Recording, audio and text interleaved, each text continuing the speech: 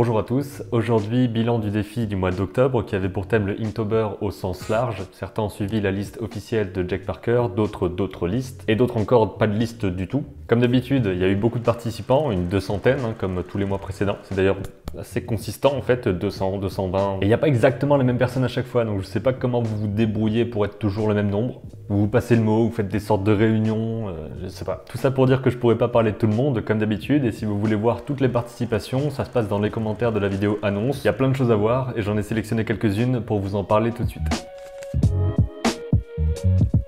On commence avec le Instagram de Beppo Nero qui avait fait un clip musical dans le défi précédent, qui nous propose ici une animation par jour. Encore une fois, c'est un super moyen de vous entraîner pour apprendre l'animation. C'est des projets extrêmement courts comme cela, donc des petites boucles qui durent 1, 2, 3 secondes.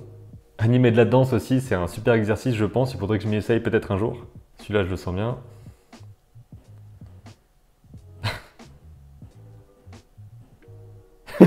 La fin est énorme. Ce que j'aime surtout, c'est qu'il y a assez peu d'images, il y a assez peu de pauses, donc ça donne un côté très saccadé, mais le rythme fonctionne vachement bien. C'est super inspirant. Ensuite, on a Chastro qui propose un Inktober très coloré, sur le thème des monstres, visiblement, sur la plupart des images. Celle-ci fonctionne vachement bien. J'aime bien la forme du personnage, sa pose aussi, qui soit légèrement arquée sur ses genoux. Ce personnage-là aussi, il est très bizarre. J'aurais peut-être fait en sorte qu'on voit le hachoir en entier. Je me demande si le cadrage n'est pas un petit peu trop serré. Sur ce Inktober, encore une fois, il y a plein de propositions différentes, parfois des histoires sur 30 jours, parfois juste des choses comme ça qui n'ont pas de rapport les unes avec les autres. On a Romain Fati ici qui propose un truc qui est vachement stylé, c'est d'avoir fait une animation, un cycle de marche, avec à chaque fois un design de personnage différent pour chacune des poses. J'imagine que chaque jour, tu as fait une pose et qu'à la fin, ça a donné ça. Et bon là je peux pas le faire sur Instagram mais ça doit être intéressant de pouvoir faire pause sur chacun des designs parce que à chaque fois ils ont l'air super cool. Bah voilà, on le voit ici directement dans les autres images. C'est vraiment une super idée et tu as réussi à faire une animation vraiment chouette avec ça. La participation de Graphic Typo qui est une association. Si je me mets à bugger sur les mots normaux, ça va pas le faire. La proposition ici c'est de faire de la linogravure, donc avoir une plaque dans un matériau qu'on appelle le lino qu'on va creuser, arrête avec ta chaise, qu'on va creuser avec des outils pour faire un dessin et ensuite ancrer tout ça, le placer sur une feuille pour en sortir un dessin comme on le voit ici. N'hésitez pas à intervenir en commentaire pour préciser le procédé technique si je me trompe sur des trucs. Et il n'y a pas que de la linogravure visiblement parce qu'ici on a embossage à chaud de poudre d'or avec des tampons. Embossage, je sais pas tellement ce que ça signifie. En tout cas j'aime bien le dessin.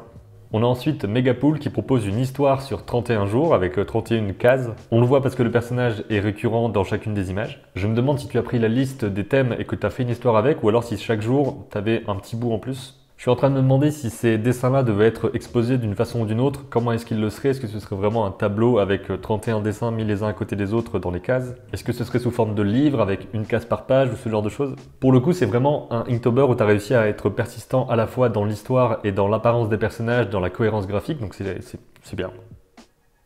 Je savais pas quoi dire d'autre. On a ensuite SB qui a fait une vidéo pour expliquer son processus de travail et son expérience sur ce Inktober. Et l'idée, c'était surtout d'avoir à la fin beaucoup de scènes qui construiraient finalement une sorte d'immeuble. Et donc, j'ai plutôt bien réussi ce petit pari parce que à la fin, sur mon fil Instagram, on a vraiment cette impression d'immeuble et on peut voir les personnages vivre depuis leur balcon. C'est une super idée et j'aime bien la façon dont tu l'as expliqué et raconté dans ta vidéo. Simb0, encore une fois, un Inktober fait d'animation, et il y en a quand même pas mal qui ont fait ça, et c'est vraiment chouette à voir. Tu t'essayes à plein d'animations différentes, avec différents types d'actions, différents types de personnages, des animations un peu plus simples que d'autres parfois. Et sur la fin, tu as fait une animation qui semble plus longue que les autres, et qui semble aussi plus complexe. On voit qu'au fil des jours, tu t'es amélioré en fait, rien que dans la mise en scène, dans la gestion du timing, de l'acting, c'est vraiment chouette de voir l'évolution. Et en plus, ce côté noir et blanc te permet de te concentrer vraiment sur le mouvement et l'animation, mais pas sur tout le reste. Pepito Draw, qui contrairement à son nom, a fait de la 3D. Ça pourrait très bien faire partie d'un jeu vidéo par exemple. Ici j'aime beaucoup la forme des cordes avec les lumières pendues. J'imagine que tu as parfois réutilisé la forme du sol ou des murs pour un jour ou l'autre justement pour pouvoir faire plein de jours de cette façon-là ou même réutiliser les personnages. C'est une bonne idée et je trouve que tu l'as bien exploité. Kanyamao graphiste qui a proposé des animations, encore une fois. J'aime bien le fait que tu aies utilisé des trames ici, comme dans les mangas par exemple. Des motifs avec plein de petits points, ça donne un cachet particulier graphiquement. J'ai mis sa déception à la fin. Dragon Star, qui dans la forme de son Instagram a quelque chose d'assez particulier dans le sens où tu as voulu mettre en avant à chaque fois ton image avec deux carrés noirs au milieu. Au milieu, c'est exactement l'inverse de ce que je voulais dire, sur les côtés. Ce qui fait qu'au départ, j'ai été sur les images, je m'attendais à un truc qui bouge et tout, mais pas du tout. Tes images ressortent vachement bien parce que tout simplement, tu as un fond noir et tu as entouré tes personnages de blanc à chaque fois, ce qui leur donne une profondeur forcément. En tout cas, un côté presque autocollant sur une surface noire. J'aime bien ici la gestion de la contreforme, parce que la pose du personnage, plus le fait que la clé soit comme ça donne du mouvement à ton image. Il y a Sarah G Illustration qui propose ce Inktober comme ça, dont j'aime particulièrement la prise de photo. Toujours le même fond, des petits éléments autour, ça donne de la personnalité à tout ça. Et le dessin me semble assez délicat, on va dire, avec des lignes assez fines. J'aime particulièrement l'image sur celui-là. Je trouve que ça fonctionne bien, qu'il y a un truc de cycle, je sais pas. Celui-ci aussi est vachement chouette, avec juste une petite touche de couleur ici et sur le monocle. C'est très subtil, je trouve, très fin. Ensuite, on a Marco Schwab qui a fait son Jaws Inktober et qui a donc repris des poses, des plans qui sont dans le film Jaws, donc Les Dents de la Mer. C'est une idée intéressante parce que comme ça, tu peux forcément avoir plein d'images différentes. Tu peux capturer les endroits, les moments dans le film qui te plaisent le plus en composition, en personnage et tout ça et reprendre ces choses-là. Encore une fois, c'est une bonne idée. Vous avez trouvé plein de voies créatives pour avoir des choses à montrer, des choses à dessiner pendant votre défi. Dwaygot Nuts, qui nous propose un Inktober que je trouve vachement chouette par le trait en fait, et les couleurs surtout. Tu as une gestion des couleurs qui est vachement pertinente. Il y a plein de décors différents, c'est un trait qui tremble légèrement je trouve, ça donne un cachet en fait de la vie à tes dessins. Je pense que mon image préférée dans toute ta sélection c'est celle-ci, j'aime beaucoup l'ambiance colorée qu'il y a dessus, le léger... Enfin, la lumière qui rentre, j'imagine, par la fenêtre qui sera en face. Les tons bleu-violet sont vachement bien gérés. On a ensuite Laurence Vérondor qui a fait une animation basée sur la liste Inktober. Ce qui est vachement chouette ici, c'est de voir que tous les thèmes en fait se mélangent correctement au sein d'une même vidéo et que c'est vachement bien fait en fait. Apparemment, tu as fait ça avec le Grease Pencil de Blender. Tu as d'ailleurs fait un tutoriel pour présenter comment est-ce que tu travaillais. Je vais vous montrer un petit peu le principe pour faire tourner la tête. Donc là, avec la Select Box, je sélectionne ici ma tête. Ici, j'ai une ligne de trop, donc j'utilise Maj et je reclique dessus pour la désélectionner. Je positionne mon curseur grâce à l'outil curseur à peu près à cet endroit-là. Et ici maintenant, je peux utiliser R pour bouger la tête. Et à mon avis, ce tutoriel peut être une très bonne ressource pour apprendre à utiliser cet outil que je connais pas par exemple, et qui semble être un très bon moyen, un très bon outil gratuit pour faire de l'animation avec un ordinateur. Eggplant Cactus, qui propose un Inktober qui est juste là. Je crois que c'est une compilation en fait de tous les dessins que tu as fait, enfin un seul grand dessin composé de plein d'images, qui est vachement chouette autant dans le design de personnage que dans le rendu. Il y a un rendu assez presque... il y a un aspect estompé, c'est peut-être ça le truc que je voulais dire, et même là je suis pas sûr qu'ils pourraient me regarder comme ça. J'aime beaucoup ta façon de dessiner, j'aime particulièrement le design et les expressions des personnages qui sont là. Et en regardant un peu ton Instagram, je vois que tu as une gestion des poses en fait, une gestion des expressions des personnages qui est super bien gérée, c'est super vivant à chaque fois. Encore de l'animation avec Creative Noise qui propose plein d'animations différentes, une par jour, encore une fois. Celui-ci est vraiment chouette. Graphiquement, c'est un petit peu différent, juste un changement de couleur, ça donne plus de vie et de personnalité, c'est assez simple. Celui-ci est vachement bien, c'est un exercice qu'on fait souvent en animation, c'est de faire pendre un truc pour comprendre à la fois comment est-ce qu'il doit aller en l'air, puis retomber, la gestion du poids, tout ça. Et d'avoir fait cette idée-là, ça correspond parfaitement à l'exercice tout en rajoutant un petit peu de choses un peu plus marrantes. C'est vraiment du super travail, j'aime beaucoup voir vos animations quand vous avez plein de petites histoires comme ça à présenter. On a ensuite Matt Chon qui propose quelque chose de différent puisque c'est du montage avec des photos, des choses découpées qui sont ensuite mises en vidéo, vous allez voir. C'est vraiment super original et très absurde et drôle. Je m'attendais pas forcément à voir ce genre de choses-là, donc c'est pour ça que je le mets parce qu'il y a plein de façons différentes d'interpréter ça et d'avoir différentes techniques. Celui-ci est vachement chouette, j'aime beaucoup l'idée. Après, est-ce que quand il y a l'éclair, ça veut dire qu'il pisse? Je suis même pas sûr. Je sais pas, c'est peut-être moi qui vais trop loin pour le coup. Anaïs Senken, qui propose plein d'images très colorées avec un design très à plat, on va dire. Ce que je préfère évidemment, c'est la gestion des couleurs, des choses très saturées. Et aussi le fait que tu ailles carrément à l'essentiel, que tu gardes seulement quelques éléments pour qu'on comprenne ce qui se passe. Par exemple ici, le fait qu'il soit plus ou moins en train de flotter, alors qu'on imagine bien qu'il y a des sièges là-bas, que l'avion est juste suggéré. Je trouve ça vachement chouette, même si le fait que ses yeux soient par-dessus son bandeau, quand on y réfléchit, c'est un peu flippant. Océane Tremblay-Fournier, donc qui s'appelle Océane Cox 73, qui est certainement un département comme d'habitude, sur Instagram, qui propose un Inktober. Alors je pense que le sujet principal c'est ce personnage-là qui va vivre des trucs parce qu'on dirait que c'est toujours le même. J'aime particulièrement ici la composition, je trouve que c'est très chouette d'avoir juste quelques éléments et la plupart, enfin la majorité de l'espace qui est vide. Et je pense que mon préféré, c'est certainement celui-ci, avec la gestion du cadre et le personnage qui sort de ce cadre-là, donc ça donne toujours un petit côté relief de façon assez simple. Franco ou Francos dessine. J'aime beaucoup vraiment la façon dont tu fais tes images avec ce côté granuleux. Je pense que c'est des brosses, soit c'est des brosses particulières qui ont ce grain-là, soit c'est un filtre que tu ajoutes après, ça je sais pas. Ça donne quelque chose de très très chouette. Les chaussures comme ça, on a tous eu des chaussures pendues à des lampadaires, à des câbles électriques et on n'a jamais su comment, enfin pourquoi, mais il y en a partout dans le monde, hein, j'ai l'impression finalement. Ça c'est un vrai truc ça.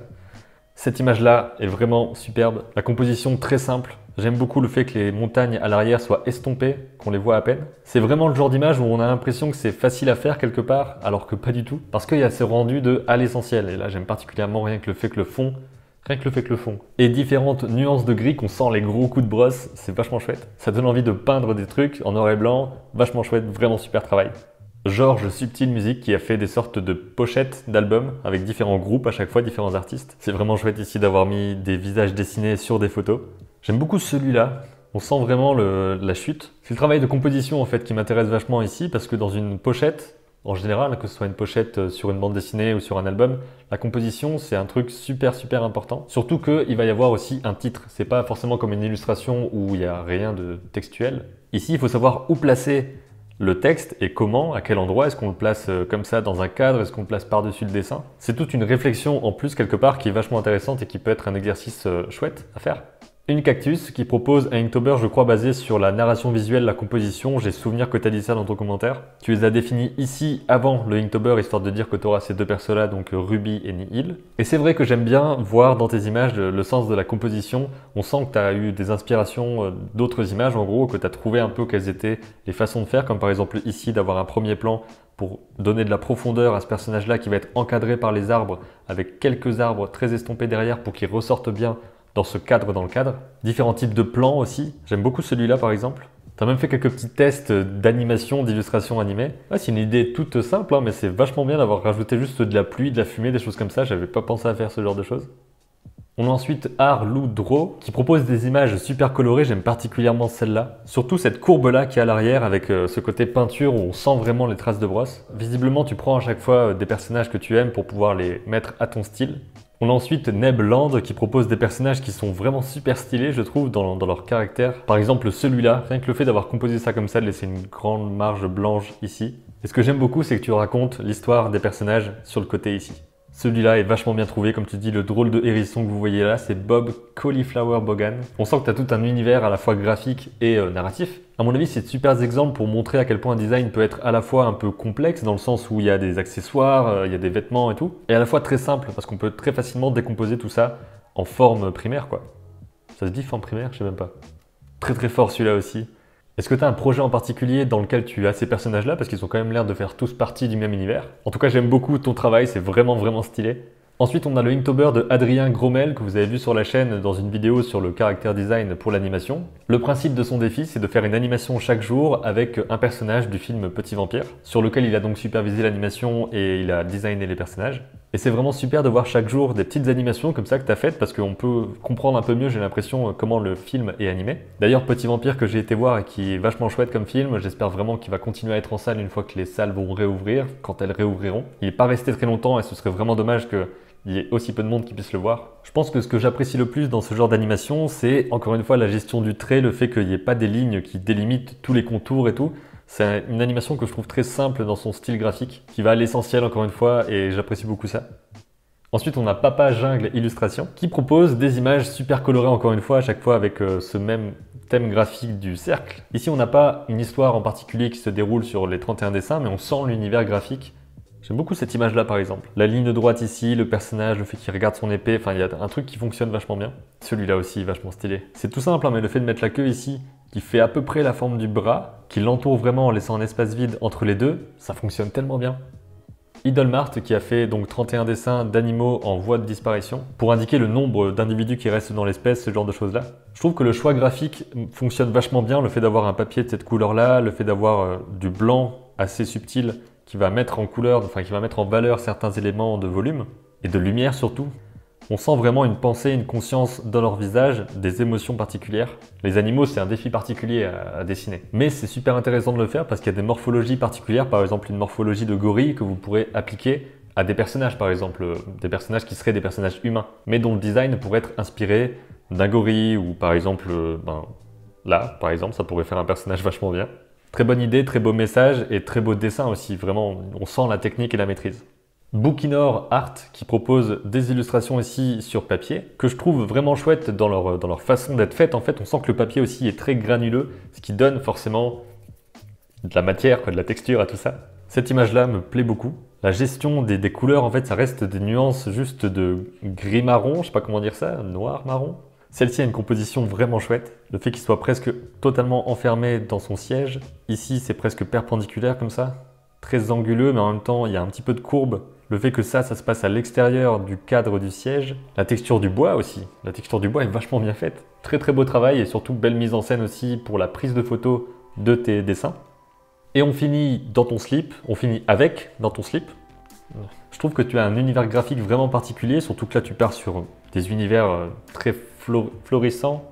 Non. Je sais pas plus comment on dit. Débordant de couleurs et débordant aussi de détails, par exemple ici avec les motifs sur les vêtements. Je trouve ton travail vraiment super chouette, il y a vraiment un souci du détail et tout, de la composition qui est... Voilà. Cette image-là me plaît beaucoup pour la gestion de la couleur avec juste du rose-rouge et surtout le bleu qui ressort vachement. L'expression de celui-là est vachement bien.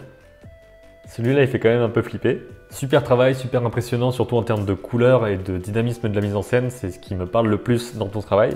Et c'est la dernière participation pour ce bilan du défi octobre. Il y en a évidemment beaucoup d'autres. Il y en a peut-être 150 autres que vous pouvez voir dans les commentaires de la vidéo annonce. Allez regarder aussi les Instagram et tout ce que j'ai présenté ici de toutes les personnes parce qu'il y a évidemment beaucoup plus de choses que ce que j'ai montré. J'ai pas pu montrer tout le travail de chacun. J'espère que ce défi-là vous a plu, que ça vous a intéressé de le faire et aussi de voir les propositions de tout le monde parce qu'il y a vraiment des choses assez variées et vraiment super chouettes. Je vous dis à bientôt pour une prochaine vidéo et d'ici là, comme d'habitude, créez vos images et racontez vos histoires.